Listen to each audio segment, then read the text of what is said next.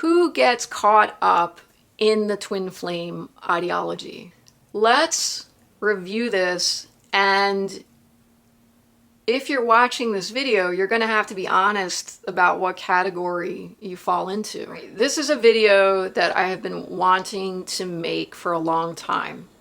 Who falls under the twin flame umbrella? How do we get caught up in this ideology if it's not good for us? And like I said in a previous video, I do believe that twin flames exist. I hate to use that ideology because it gets confusing really quickly. But like I said in my other video, in my definition, all a twin flame is two people that connect on a physical, emotional, spiritual level. They are of the highest integrity. They have their spiritual gifts and they have access to them. They're very open to each other. They're vulnerable and they're open to true love. And they're able to harness the energy between them. And that's really important because this is not all love and light, trust me. I said in my previous video, I have seen this a handful of times, usually within the age ranges of 18 to 35. When people get a little bit older, they tend to get closed off. They tend to become, not everyone, but angry and bitter, especially if they've gone through a bad divorce. And I just don't believe that you can have a true twin flame experience unless you are truly connected to the divine yourself, and you also have, and whatever the divine is for you. I'm not part of organized religion. I'm not part of the New Age. And you need to have the best interests of the other person at heart as well. So it's actually really simple, but unfortunately here on Earth, it's not that simple. There's a lot of interference in our relationships, okay? In my opinion, all relationships should be this way. They should be functioning at the highest level. If you see me looking at my phone, it's just because I've made some notes because I don't want to forget anything. Okay, so first of all, I want to say, this is really important. There is no shame in desiring love. As humans, we should all love and be loved. That should be a standard on our planet. And unfortunately, it's not. And it leaves a lot of us longing for love at different times in our lives, or sometimes our whole lives. And I include myself in that. I'm no different than anybody else.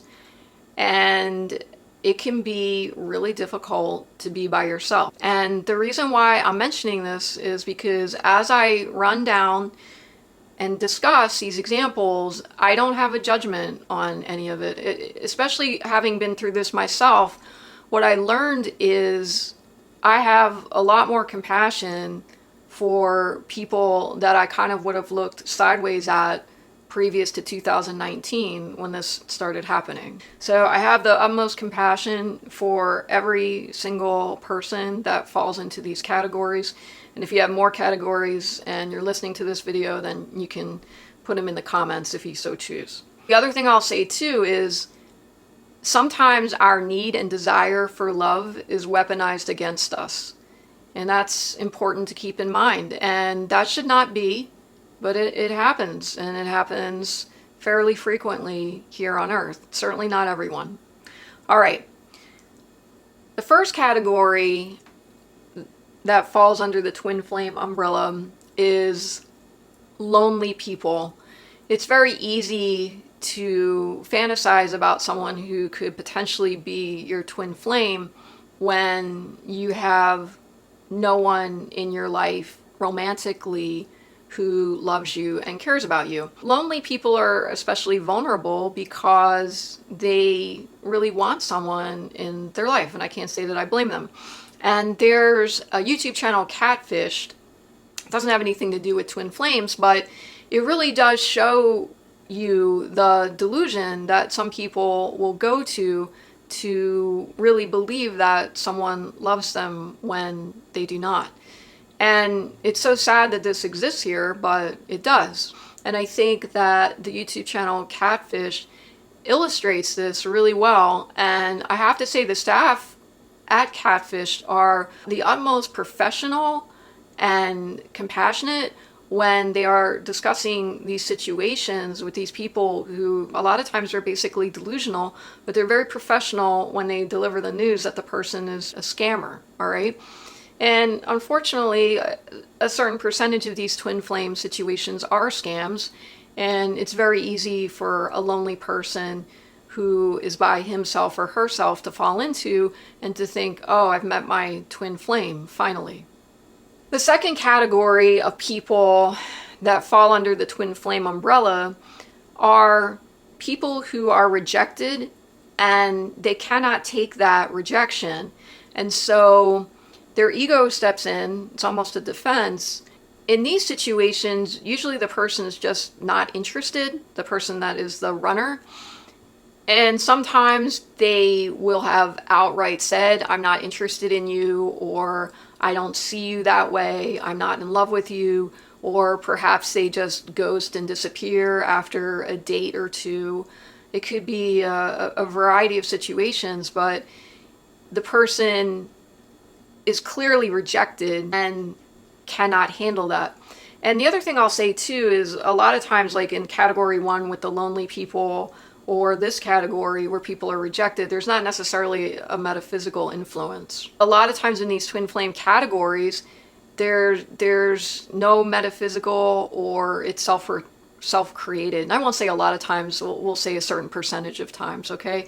And this is the crazy thing, like all these people get lumped into one category. So it's hard because you say the word twin flame and people are like, okay, you know what I mean? That's why I try to avoid this terminology when discussing this topic. The third category that I have is people who experience a little bit of the metaphysical and they go a little crazy with that, and it becomes an obsession. So, for example, maybe there's a man that's interested in a woman, and the woman lives in a certain city. I'm making this up, by the way. And the man starts seeing the name of that city all around all the time, and he thinks, wow, this really must be a connection. I'm seeing the city, I'm seeing her name, and this could be someone that he or she knows in real life. It could be someone on YouTube, it could be a celebrity. Maybe there's these synchronicities that have never happened before. Maybe there's a little bit of telepathy, like, once again, I'm making this up. Maybe they're thinking like the person's favorite color is yellow, and they get on, and this person gets on YouTube and says, oh, my favorite color is yellow. And they're like, oh my God, we're meant to be together. Once again, a lot of times these people are lonely. They might not have anyone in their life. And so sometimes celebrities or people on YouTube provide like a parasocial relationship, and they become attached, perhaps unduly so. Or, you know, maybe they know a person in passing in their everyday life, and they become a little too attached. Sometimes there's even eye contact, right? Sometimes you might make eye contact with a person and have that type of soul connection, but it's passing. You connect with them and then you move on with your life. It's not necessarily meant to be a relationship, but because we're so starved of the metaphysical aspects here, a lot of times people can go crazy when these small connections happen because they want it to be something larger. I think a large category of people fall into the next one, number 4, and that is the people that discover the twin flame ideology online, and then they go looking for their twin flame.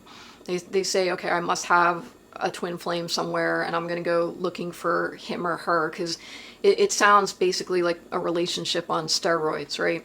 So who wouldn't want that?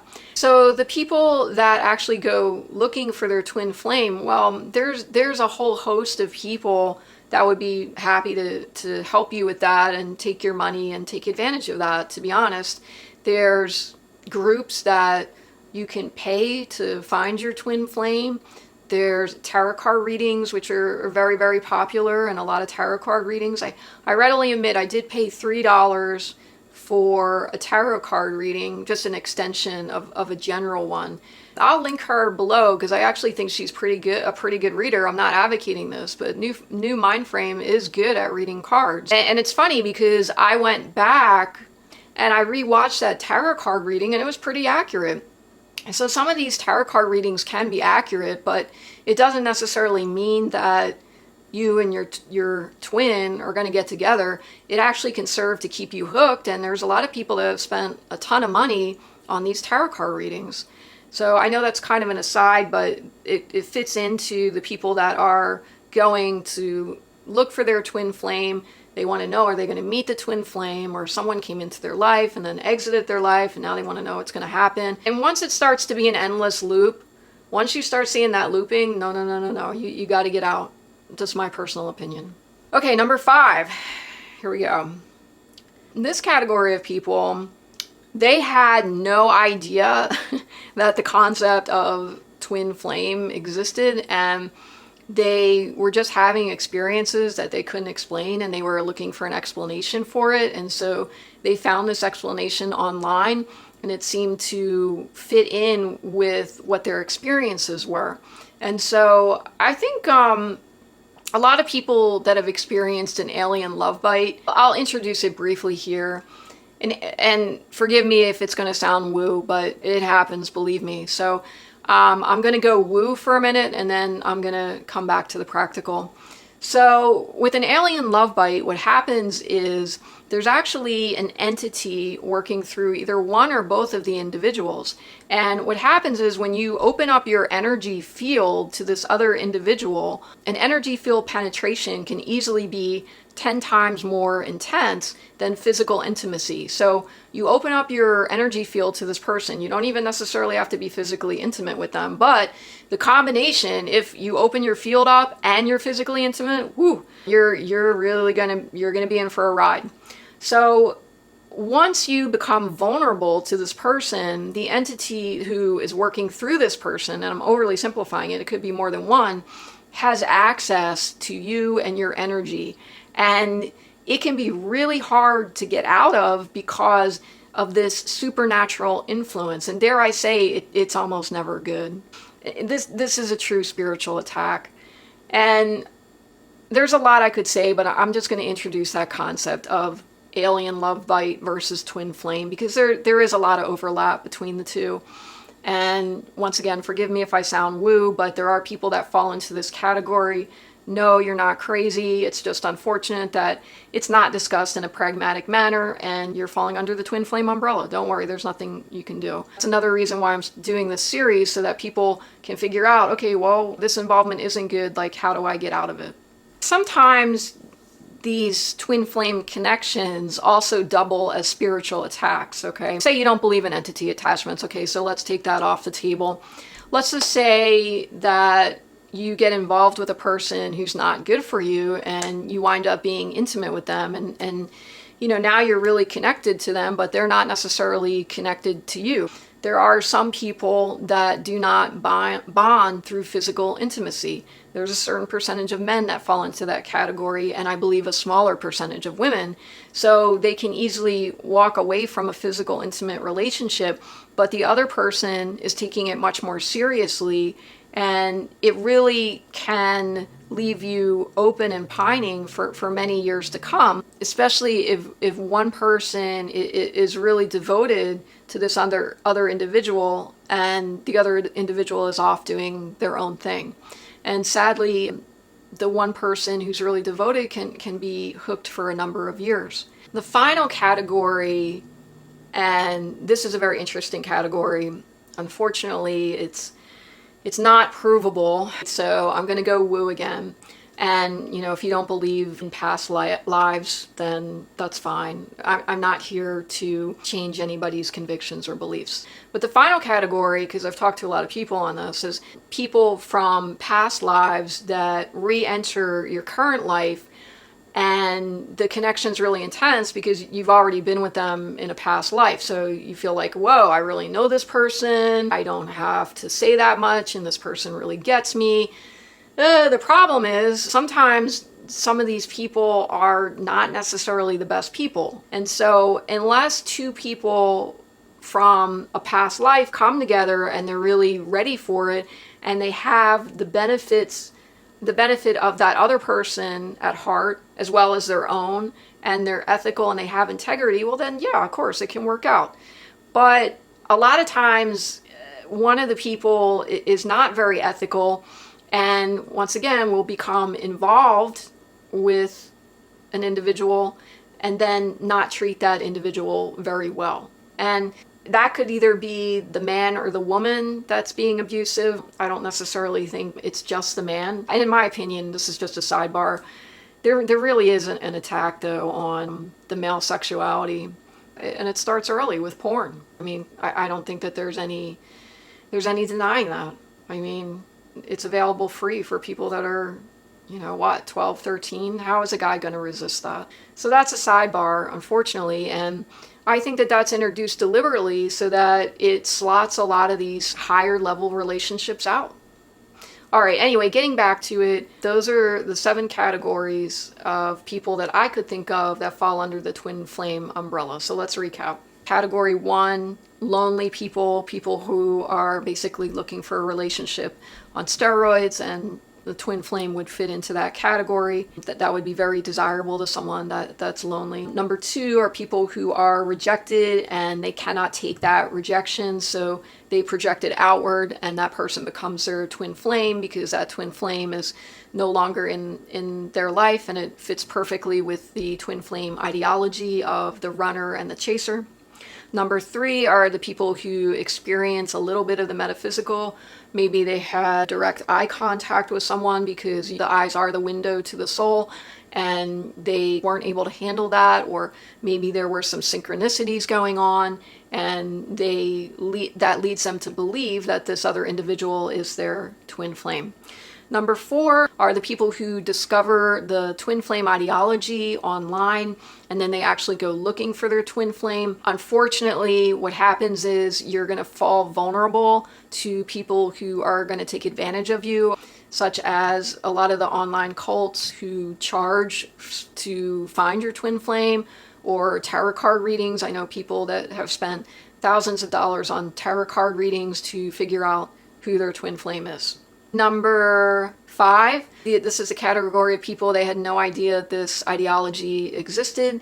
They had this very strange experience where a lot of metaphysical things were happening, and they had this unusual connection with a person, and they were just trying to figure out what is going on because it was such an unusual thing that they needed an explanation for it. And these people can walk right into the twin flame ideology as well because there's so much online that's readily available. Number 6, people who are spiritually attacked using this ideology. And I would say people that have experienced an alien love bite. Once again, I'm going to go woo. People that have experienced an alien love bite where an entity is working through another individual, or entities could be working through both individuals. There's a lot of, this is a complex topic, so I'm just going to introduce it on the surface. So they get spiritually attacked because they open their energy field and perhaps their physicality to this person, and they become very bonded to this person, but this person shuts off and is not available 9 times out of 10, or if they are, it's a very janky energy. The entity comes in and actually drains the life force energy of the vulnerable partner. Number 7 are the people who have past life experiences where they were with someone in a previous life or lives, and they meet again in this life, and the connection is really, really strong, and they don't need to say very much. They just seems like they get each other. But unfortunately, one person may not be of the highest ethical integrity. They may not be ready for the connection because it's usually way more intense than a normal relationship. Past life connections can absolutely work out in this lifetime if both people are willing to face their dark side, basically, and if both people are of the highest ethical integrity. I mean, you can really get a lot done in meeting someone from a past life. But once again, a lot of times with these connections, there's some type of interference. That's what I'm going to say. And since it's a connection on steroids, the person goes searching for information and finds the twin flame ideology and says, okay, oh, well, this person must be my twin flame. Once again, in my opinion, the twin flame ideology is truth mixed with lies. But to wrap up, I think all relationships on Earth should have a metaphysical component, but we're just not there yet. So we should be open to each other physically, emotionally, and spiritually. We should be able to love vulnerably, but love is the most vulnerable thing that you'll ever do. And so what happens is a lot of times people will siphon the energy of others, but not be available themselves. And that's something that you need to look out for. The other thing that you need to ask yourself is, am I an emotionally codependent person? Because people that go looking for their twin flame and you're like, oh, that's not my twin flame. Maybe that person is. Maybe that person is. And they just keep looking and looking and looking. Or you have this connection. You're like, oh, that's my twin flame. And then you break up. And then the next person you meet, oh, that's my twin flame. All right. I mean, you're going to have to actually look inward at some of the things that you need to work through. So in that respect, the ideology is correct in terms of, quote, doing the work. But I don't necessarily think that doing the work really guarantees you anything, except that you come out a better person for it and you're able to spot predators a lot more. In my next video, I want to discuss metaphysical connections in general, and I'd like to lay out what a metaphysical connection looks like when it actually comes into this realm and what you can expect. And then the second half of that is going to be what to do when you feel like you have a metaphysical connection with someone, but it doesn't come down all the way. And this is one of the saddest, most painful things that I personally have ever experienced. And I've experienced it 3 times now, and it took me a little while to understand what to do. So I want to lay out a positive pathway first and put out what I believe a metaphysical connection would actually look like for 2 people if it were to come to fruition here on Earth. But then I also want to discuss some actions that you can take if you feel like you have a metaphysical connection with someone and it's just not working out and you really need to move on with your life.